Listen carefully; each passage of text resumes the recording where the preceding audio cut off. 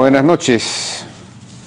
Hoy el congresista Héctor Becerril se refirió a conclusiones de la Comisión de Fiscalización respecto del caso del doctor Carlos Moreno, el escándalo Moreno, insinuando que de alguna manera pues hubo encubrimiento de parte del presidente de la República a Carlos Moreno, casi como si estuviesen embarcados en una suerte de asociación ilícita para delinquir, algo que es absurdo, pues, ¿no es cierto?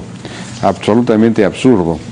En realidad, la Comisión de Fiscalización debiera aprovechar, digamos, un caso como el escándalo Moreno para empezar a indagar en cómo funciona la corrupción dentro del sector salud y entonces fiscalizar las reformas que se estén haciendo para eliminar la corrupción, esas prácticas corruptas que hay en este caso en el sector salud, ¿no?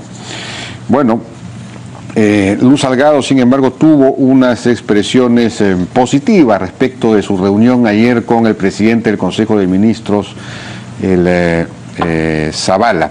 Escuchemos.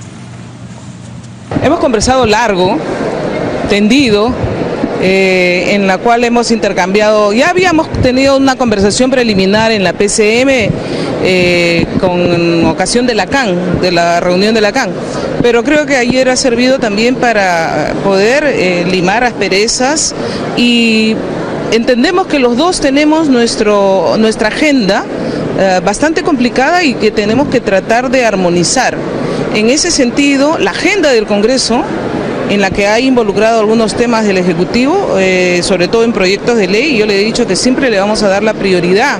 Y me ha traído una lista bastante larga, uno de ellos que está bastante, con bastante preocupación para él ha sido el tema del trabajo juvenil, que se encuentra en la Comisión de Trabajo y que aparentemente no ha sido bien difundido, bien divulgado y se está intentando confundir, me decía él, con la ley Pulpín, lo que es completamente diferente porque daría oportunidad a que pueda incorporarse al mercado laboral muchos jóvenes que hoy día están desocupados.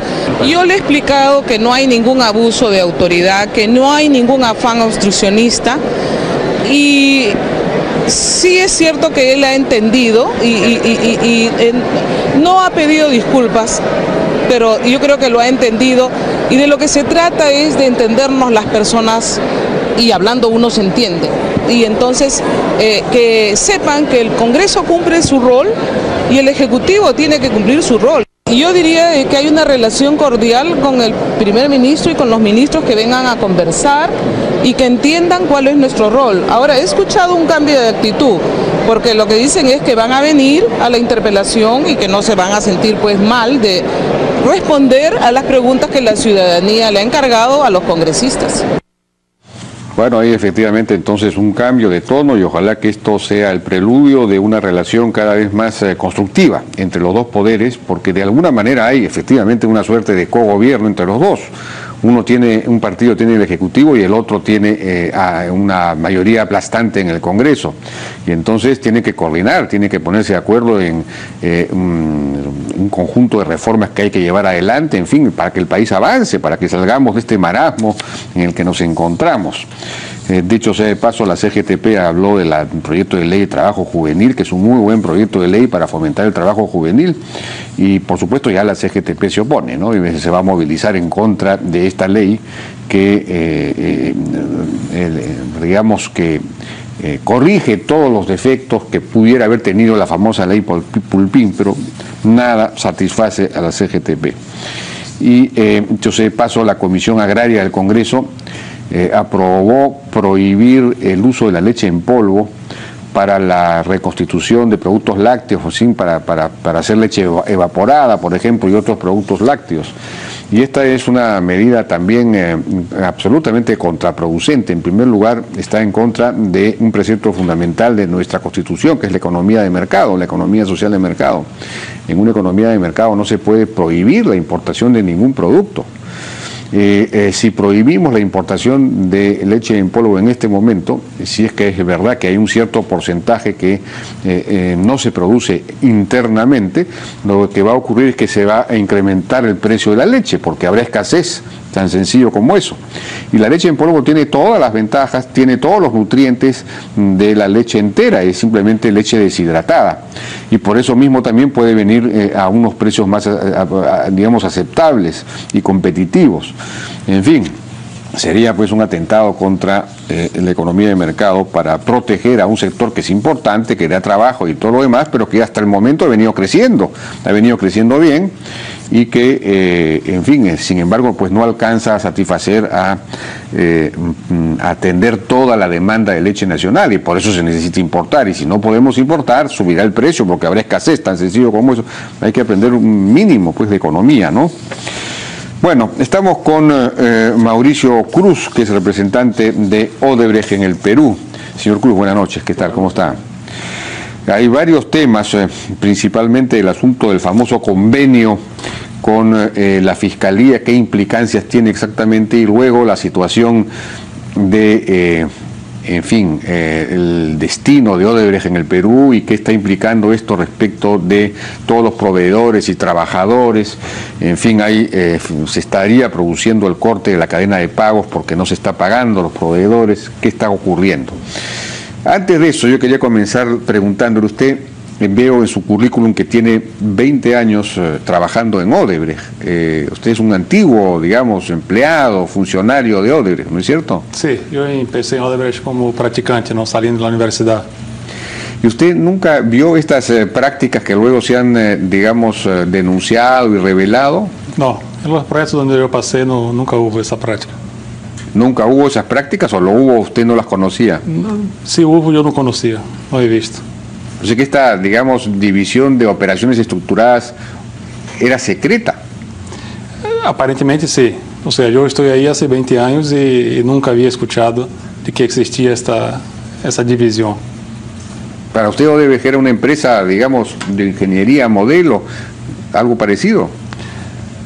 Bueno, Jaime, en relación a ingeniería, esa siempre fue una empresa modelo, ¿no? Los proyectos siempre fueron entregados con mucha calidad. Nunca hubo cuestionamiento en relación a la ingeniería.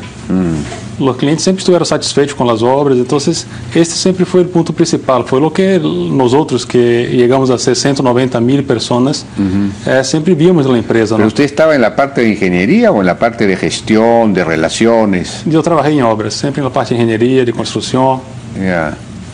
Ahora, comencemos con el tema del acuerdo famoso con la Fiscalía, que es un acuerdo reservado y por lo tanto no se conoce bien su contenido. Hay dos temas en relación a esto.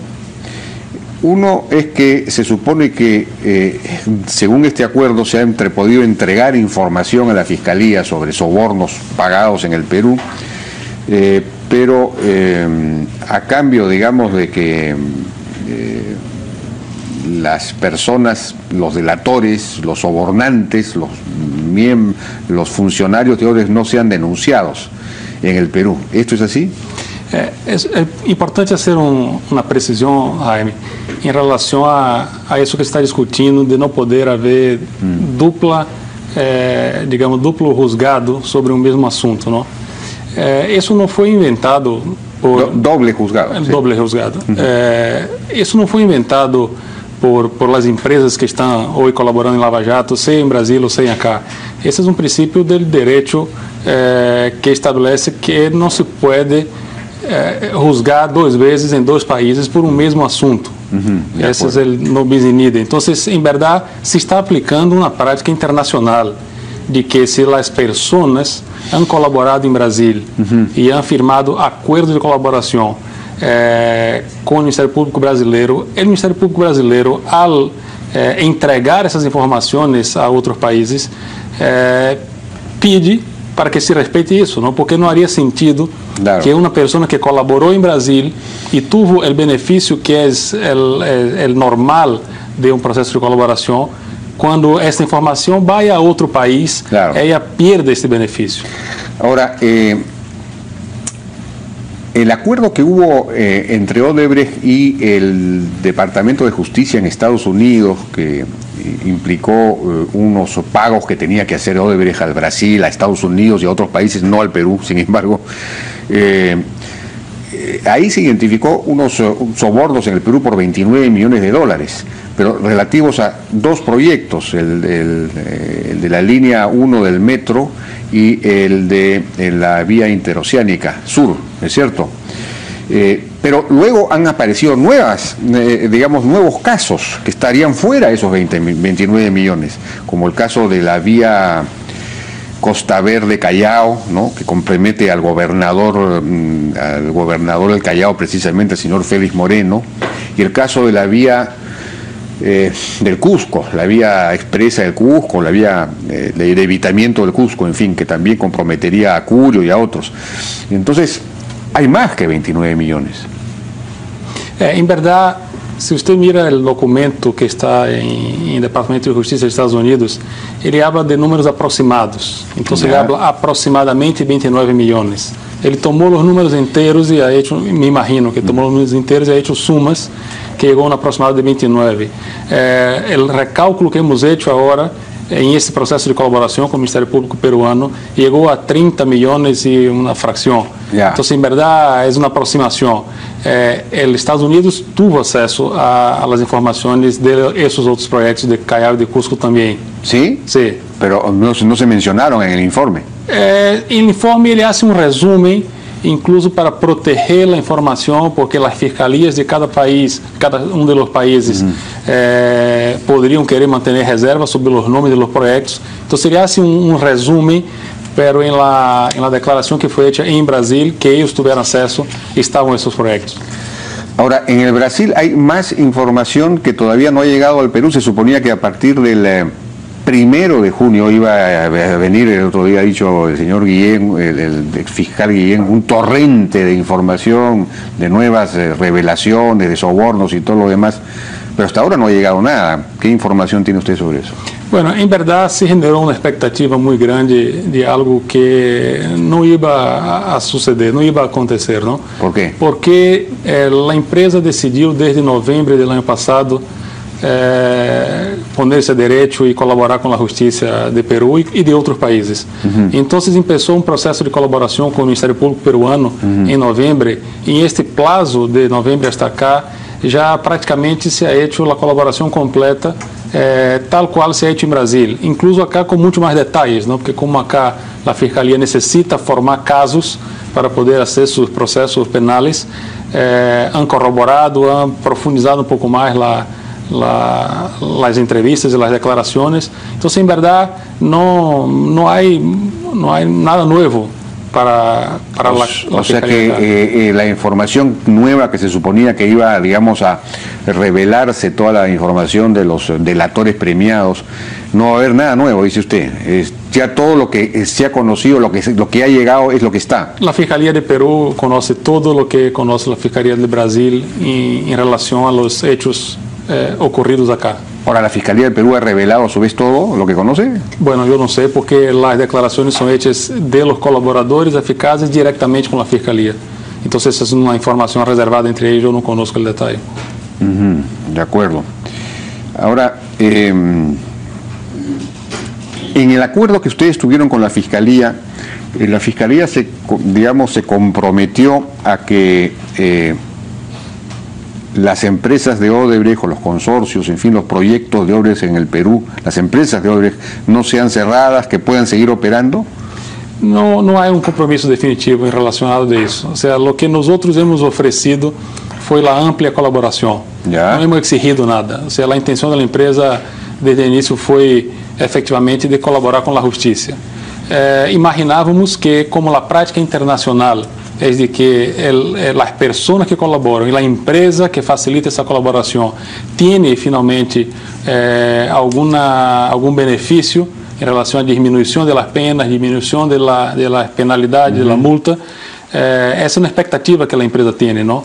Pero en verdad nosotros nunca hemos puesto una exigencia de nada en cambio a la colaboración. La colaboración iba a suceder porque la empresa, como he dicho, la decisión fue ponerse a derecho, y el primer paso para la gran transformación sin duda es la colaboración amplia con la justicia. O sea que ustedes de alguna manera querían que la reparación civil que se fije, por ejemplo, fuese menor a lo que correspondería a cambio de la colaboración. Bueno, en verdad lo que nosotros esperamos es que sea una reparación civil justa, ¿no? Que sea justa, que repare el daño que el Estado imagina que tuvo y que la empresa pueda pagar para poder seguir adelante. ¿Y qué observaciones tiene usted al respecto? Porque la Procuraduría no ha fijado un monto de reparación civil y ustedes han solicitado que se fije, ¿no? Todavía no se ha fijado, estamos en conversaciones, la Procuraduría nos ha pedido informaciones muy detalladas de todos los proyectos, de todos los números que tuvieron esos proyectos y está en un proceso de hacer los cálculos. Imaginamos que en un corto plazo se podrá llegar a presentarse un número. Ahora, el decreto de urgencia 003 que se dio para que no se rompiera la cadena de pagos y para poder, digamos, facilitar o manejar el proceso de venta de los activos de Odebrecht en el Perú, no para que Odebrecht se pudiera ir, en realidad, en buena cuenta.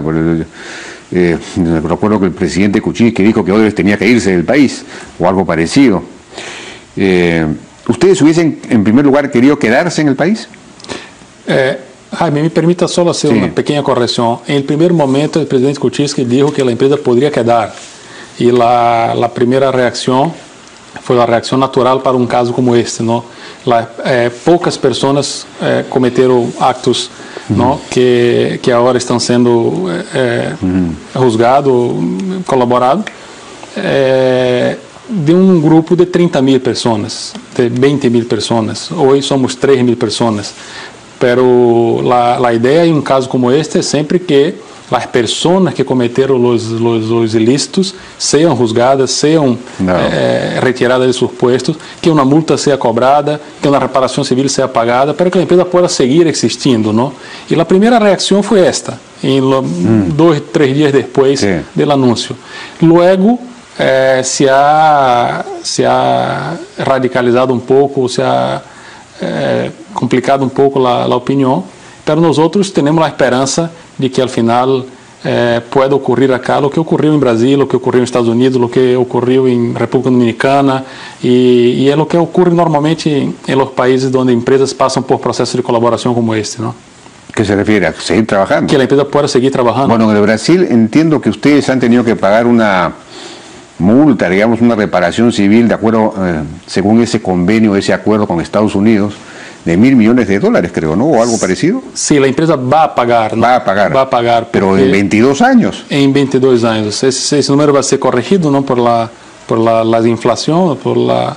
Nuevamente hay una suerte de amparo del Estado brasileño a Odebrecht. Digamos, la alianza entre Odebrecht y el Estado brasileño continúa. En verdad, 22 años, es un montón de plata. Sí, en verdad, esa es una práctica que no fue inventada por Brasil, ¿no? En ese mismo acuerdo se ha firmado con Brasil y Estados Unidos, por ejemplo. Estados Unidos tiene amplia experiencia en acuerdos de colaboración. Muchas otras empresas de la industria, de constructoras, petroleras, bancos, y de varios otros sectores ya han firmado acuerdos de colaboración y esta es la práctica, o sea, que la empresa tenga una sanción, tenga una multa, que personas sean retiradas de sus puestos y que la empresa se comprometa con mejores prácticas de conformidad. Pero en Estados Unidos, ¿cuánto han tenido que pagar ustedes la multa en Estados Unidos?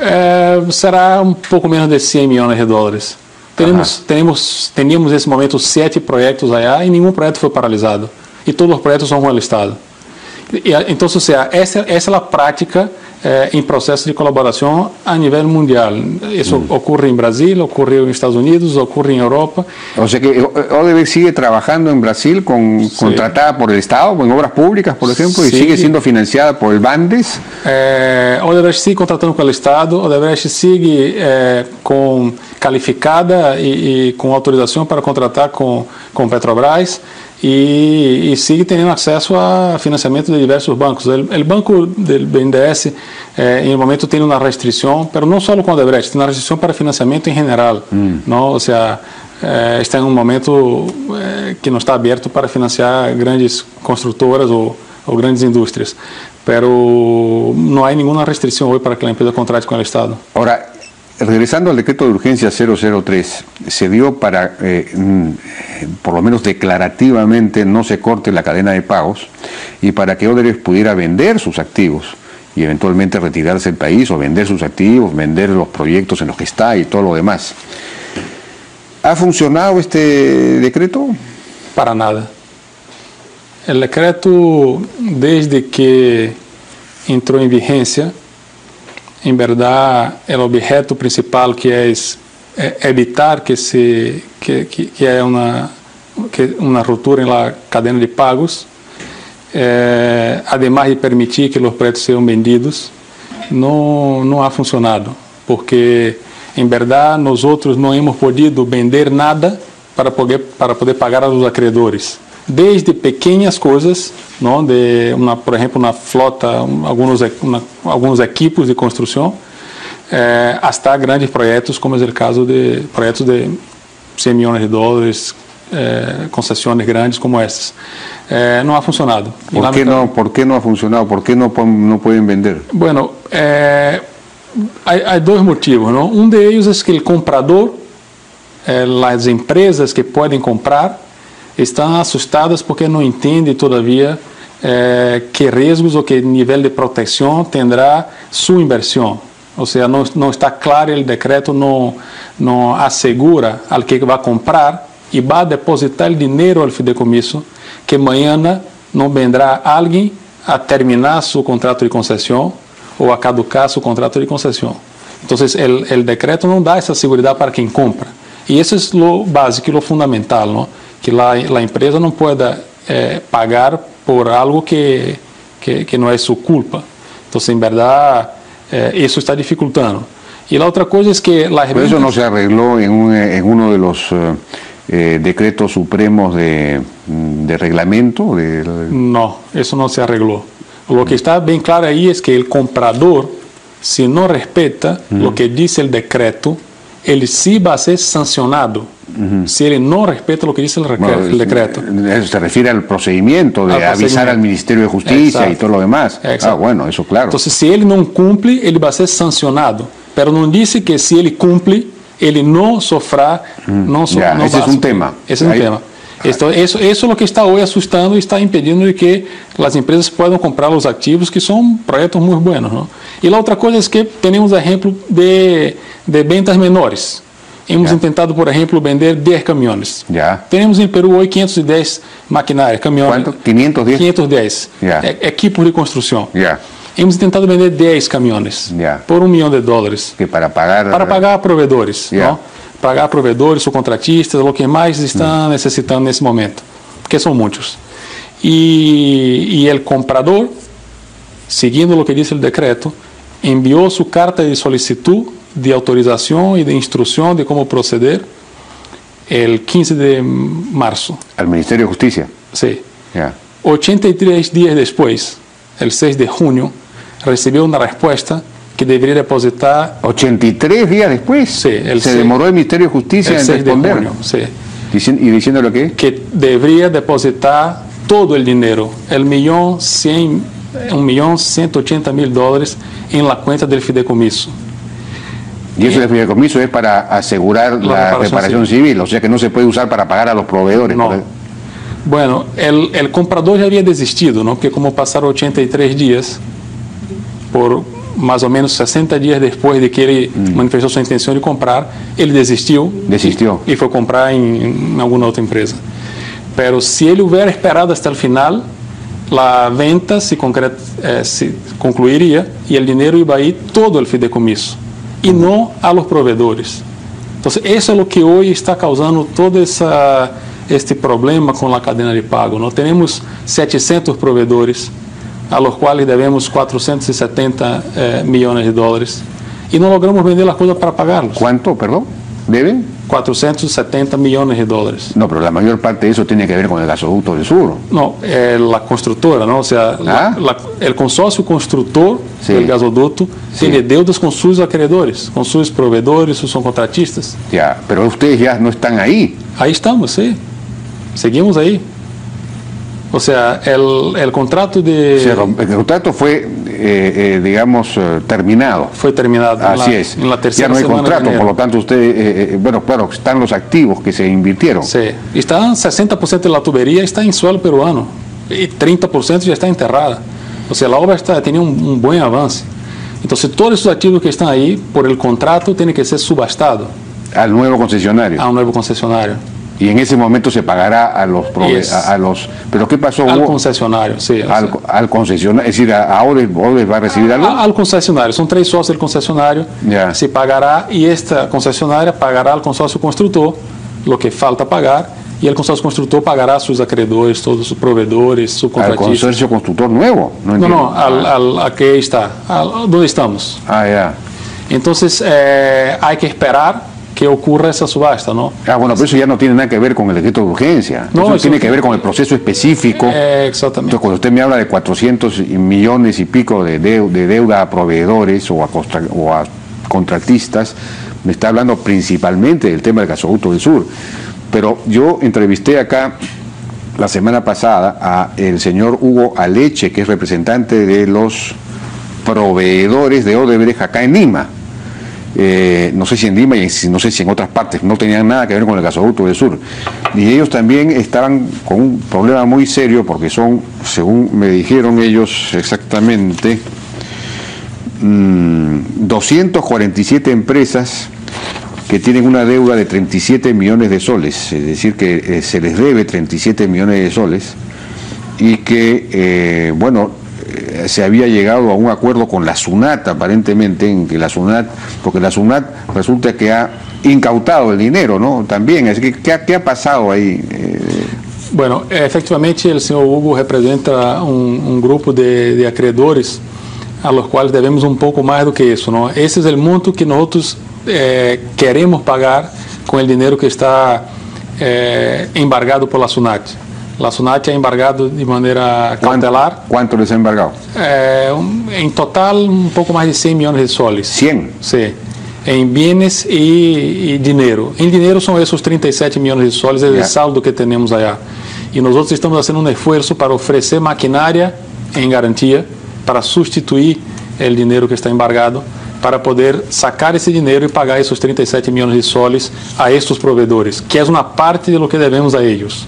Bueno, lo que nos dijo Aleche es que se había llegado a ese acuerdo con la SUNAT, que la SUNAT estaba dispuesta a recibir la maquinaria, devolviendo la cantidad, no sé, 37 millones de soles para pagarle a los proveedores y a los trabajadores, pero que al final la SUNAT decidió no quedarse también con la maquinaria y no entregar ningún centavo, porque previendo que la deuda de Odebrecht en el futuro a la SUNAT iba a ser mayor, o algo así. ¿Es verdad esto?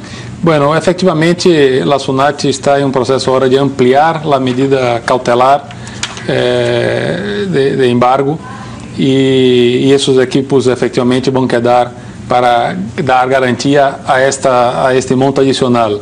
E nós outros estamos vendo a forma de dar a outros equipos ou dar outras garantias para poder liberar esse dinheiro para os provedores. Não, a intenção é fazer com que esse dinheiro chegue aos provedores e que outras garantias que a empresa tenha para oferecer sejam dadas para a SUNAT ou para a reparação civil ou o que seja. Esto se refiere al proyecto de Rutas de Lima, ¿no es cierto? Em verdade, ele representa um grupo de provedores que trabalham para a construtora nuestra en el proyecto Vías Nuevas de Lima, que es el nombre de la obra que hace los servicios para la concesionaria Ruta de Lima. Pero ellos no tienen ninguna relación directa con Ruta de Lima. El contrato de ellos es con nuestra empresa. Y Rutas de Lima está paralizada, ¿no? Bueno, casi paralizada, porque me dicen que ahí la gente que vive en La Molina, que eso está como paralizado. Bueno, nosotros ya no tenemos más participación activa en la concesionaria Ruta de Lima, ya no tenemos nadie en el directorio. ¿Ustedes lo vendieron? Hemos vendido la mayor parte y hay una parte pequeña de las acciones que estamos intentando vender ahora. Entonces ya no tenemos representantes en la concesionaria, no tenemos noticias sobre eso. Pero entonces sí pudieron vender. No, lo que hemos vendido, los 57%, fue hace más de un año. Ah, ya, antes del 003. Muy antes, eso fue en mayo del año pasado. Lo que estamos intentando vender ahora son los 25% que restan. Ah, pero entonces estos proveedores, ¿son proveedores de quién entonces? Son proveedores de nuestra constructora. Pero vinculadas a este proyecto. A este proyecto, pero de la deuda que existe con ellos es de nuestra constructora, no es de la concesionaria. Ya, pues, pero ¿por qué no les pagaron si ustedes vendieron hace más de un año? No, essa deuda de ellos es de ahora, es de diciembre y enero. O sea, nosotros íbamos a pagar a todos ellos con la venta de Olmos. Este proyecto nosotros vendimos en noviembre del año pasado, íbamos a recibir dinero en diciembre. Entonces, teníamos un planeamiento financiero que funcionaría perfectamente si pudiéramos haber seguido con las ventas de los proyectos, ¿no? Bueno, en el caso de Olmos se frustró por el tema del gobierno regional, ¿no es cierto?, de Lambayeque, que decidió, el Consejo Regional decidió no aprobar eso, ¿no? Pero ya revirtieron esa decisión, entiendo. Entonces, sí, eso ya está aprobado. Entonces se supone que ya sí se va a poder vender Olmos, ¿o no? Sí, está autorizado por el gobierno regional para vender. Ahora lo que falta apenas es que el comprador sienta seguridad que podrá comprar y no va a sufrir mañana ninguna acción contra su inversión, ¿no? Se refiere a eso que mencionó al principio, del problema del 003. Exacto. ¿Quién es el comprador? Bueno, no le puedo decir el nombre, nos pidió reserva. Ah, no se sabe quién es el comprador. Pero entonces está detenida la decisión del comprador por esa razón. Ele está à espera de entendimento com o governo de que depois que ele compre el 100% das ações desse projeto, ele não estará em risco de sofrer uma terminação da concessão por algo que... ¿Están conversando con el gobierno? Yo imagino que sí. Pero el gobierno, eso supone que es una norma, tendría que sacar un decreto supremo o algo. No sé. Algo que modifique el 003. En verdad no debería ser necesario nada de eso, ¿no? Porque como los contratos son contratos muy claros, existe estabilidad jurídica en la mayoría de los contratos, en teoría no debería haber esa preocupación. Pero como hay muchas noticias de que quieren terminar muchas concesiones, terminar muchos contratos sin gran fundamentación legal, los inversionistas se quedan preocupados, ¿no? Naturalmente. Bueno, entonces, Olmos podría venderse si se resuelve ese problema. Por ejemplo, ¿qué otros proyectos tienen ustedes? Chaquia, por ejemplo, esta hidroeléctrica de Chaquia, ¿ahí también hay proveedores impagos? No, esta obra ya terminó hace mucho tiempo. Sí. Entonces ahí ya no había problema. Cuando la obra terminó no estábamos pasando por todo ese problema. Este proyecto funciona perfectamente, genera energía conforme previsto y está en un proceso de venta también. Con el producto de la venta de Chaquia se podrá pagar a muchos acreedores, ¿no? De acuerdo. Pero eso ya está en marcha, ese proceso. ¿Hay compradores, hay postores? Sí, ya hay compradores. Bueno, ¿qué otros proyectos tenían ustedes? Chavimochic tenían una parte, ¿no? Chavimochic también. ¿Y eso en qué estado está? Essa obra está paralisada desde diciembre. Ahí hemos tenido que lamentavelmente liquidar a casi 2.000 personas. La obra se ha paralisado porque faltaba la liberación de terrenos para los canales. Y mientras no había la liberación de los terrenos, no se podía seguir ejecutando la obra de la presa. De ahí era necesario firmar una adenda ampliando el plazo para que el concedente, el gobierno regional, pudiera él tener más plazo para liberar, expropiar los terrenos del canal. Pero como firmar una adenda hoy es algo así muy complicado, las personas tienen sus preocupaciones por firmar cualquier tipo de adenda, mesmo que eso sea apenas para ampliar el plazo para el mismo gobierno. La obra está paralisada desde diciembre. Porque no se firma la adenda. Porque no se firma la adenda. Pero esa obra, digamos, ese proyecto ustedes no lo van a vender. Ese proyecto podemos vender, pero la cuestión es que hay un problema técnico ahí, no es un problema técnico, es una responsabilidad técnica muy grande que el que compre tiene que asumir. O sea, la presa está ejecutada al 80%. Y el que compre tendrá que asumir la responsabilidad por poner la presa en funcionamiento, ¿no?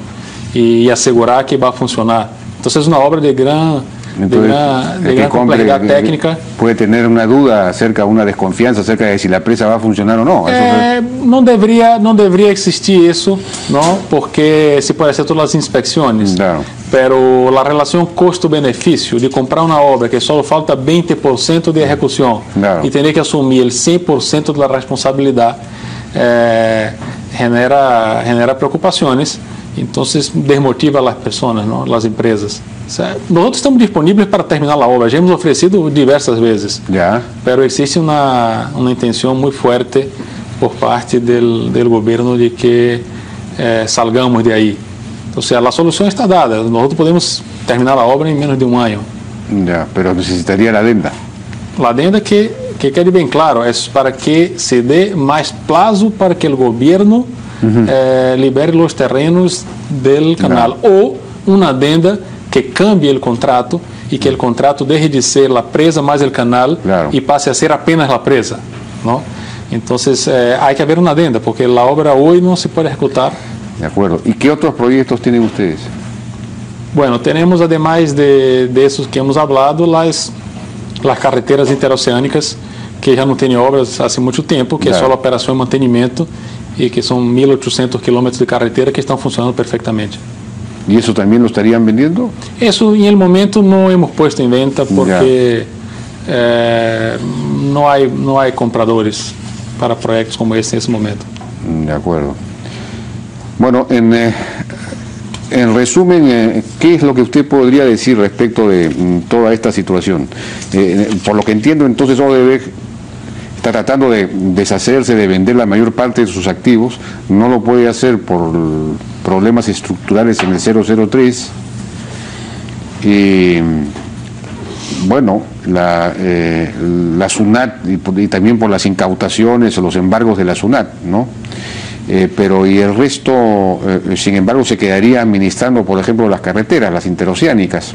¿Esa es un poco la cosa?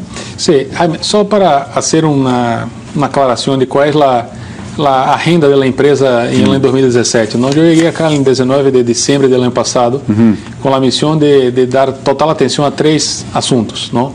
El primer de ellos fue buscar una solución para el gasoducto subperuano. Entonces teníamos la intención de vender nuestras acciones para que el proyecto pudiera seguir adelante con otro comprador, con otro inversionista y no causar ningún impacto en la obra, en el cronograma, en los 7.000 trabajadores que estaban ahí directamente en la obra, en los otros casi 40.000 que trabajaban indirectamente provendo bienes y servicios para el proyecto y para que el gas pudiera llegar finalmente al sur en plazo previsto. Entonces, eso fue un esfuerzo muy grande. Hemos ofrecido incluso de que todo el dinero de la venta de nuestras acciones pudiera ir a un fideicomiso para asegurar una multa, una reparación civil, en caso pudiera aparecer algún acto ilícito nesse projeto, pero aún assim não foi possível, ou seja, a medida foi a mais drástica possível, que foi a terminação do contrato.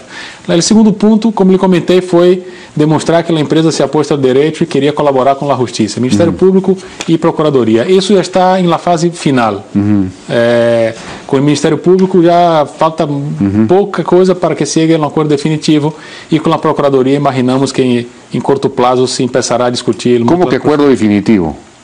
O acordo de colaboração que está firmado no momento é um acordo preliminar. ¿Ya? Un acuerdo. Pero si entonces va a terminar la colaboración y recién se convierte en definitivo, no entiendo. Sí, es porque firmamos en diciembre, entre diciembre y enero, un acuerdo preliminar donde nosotros ofrecimos ahí la colaboración y el Ministerio Público ha dicho de qué forma querían recibir, cuáles eran sus exigencias, ¿no? Después que se termine de colaborar, se firmará un acuerdo para decir si concluye la colaboración y se producen los efectos de la colaboración. Entonces, esa es la segunda parte. Y la tercera parte de la... ¿Y cuáles son los efectos de la colaboración? No, los efectos es la entrega de todas las pruebas, ¿no? De todos los testimonios, las declaraciones. Y usted dice que eso ya se entregó prácticamente. Ya prácticamente, ya falta pouca corroboração. Imagino que são questão de dias ou de máximo semanas, não? E junto com isso o acordo de uma reparação civil com a Procuradoria. Então esse seria o segundo ponto. O terceiro ponto é efetivamente este processo de tentar vender todo o que se pueda para poder pagar a todos os acreedores, incluindo a SUNAT, a reparação civil, os bancos, não? E poder voltear a página e tentar reempezar de zero, não? Essa é a intenção. Estamos agora praticamente dedicados a esse terceiro ponto, pero como lhe disse, não está fácil vender as coisas porque os inversionistas não estão tranquilos, as condições não estão dadas para que que puedan seguir adelante. Porque el decreto de urgencia no asegura, dice usted, que después la empresa que compre no vaya a ser que, digamos, el proyecto, el consorcio, la concesión no sea revocada. ¿A eso se refiere? Exacto, ese es el punto principal. O sea, no hace sentido que una empresa venga de otro país, llegue y haga una inversión, compre 100% de las acciones de un proyecto, ¿no? Que ese dinero sea usado para pagar la reparación civil por algo que haya ocurrido en otro proyecto, ¿no? Y que después le vengan a quitar el proyecto porque el ex dueño tuvo dentro de sus cuadros alguien que ha cometido algún ilícito. O sea, hay que dar la protección. La famosa cláusula anticorrupción, digamos. Essa questão da cláusula anticorrupção foi em el gasoduto. Ela tinha uma cláusula e o comprador queria que essa cláusula não fuera, não produjera efeitos contra ele. Tinha toda a razão. O sea, não fazia sentido de que o comprador fuera penalizado por algo que ele não cometeu. Esses outros contratos não têm cláusula anticorrupção. Mas o que se quer evitar é esse mesmo efeito, não? De que alguém compre, seja terceiro de boa fé, que entre no projeto nesse momento como inversionista e que depois seja prejudicado por algo que foi cometido por outro em el passado. Então, esta... ¿Y ustedes no encuentran receptividad en el gobierno respecto a este punto? Bueno, nosotros no estamos logrando tratar de este punto con el gobierno. Eso el comprador que está tratando directamente. Bueno, ¿y ustedes van a hacer alguna vez un mea culpa respecto de todo lo que cometieron? Bueno, nosotros estamos haciendo la culpa completa, ¿no? O sea, estamos aquí, ya hemos pedido disculpas públicamente, ya hemos confesado que la empresa ha tenido en sus cuadros personas que han participado de todos esos procesos. La empresa ya ofreció la colaboración, como estamos hablando, ¿no? Y ya colaboró con información muy relevante. Está dispuesta a pagar una reparación civil. Está dispuesta a pagar a todos sus acreedores para no dejar ningún daño a terceros. Entonces, o sea, la empresa ya ha hecho la mea culpa, ya ha hecho la culpa completa, ya ha pedido disculpas y ahora estamos en la expectativa de que se pueda aplicar aquello que se estila aplicar en casos como ese internacionalmente, ¿no? Que la empresa pueda tener una segunda oportunidad para ahora sí trabajar dentro de los mejores estándares de compliance y de conformidad. ¿El señor Raimundo Serra sigue en el Perú? No, el señor Raimundo Serra está en Brasil. Entonces que ya no vive acá. No sé, no está trabajando acá. No está trabajando de acuerdo. Bien, señor Cruz, muchas gracias por su participación. Gracias a usted. Vamos a una pausa, regresamos con Gonzalo Tamayo, ministro de Energía y Minas. Ahí el asunto de la venta de bonos para Petroperú y otros temas.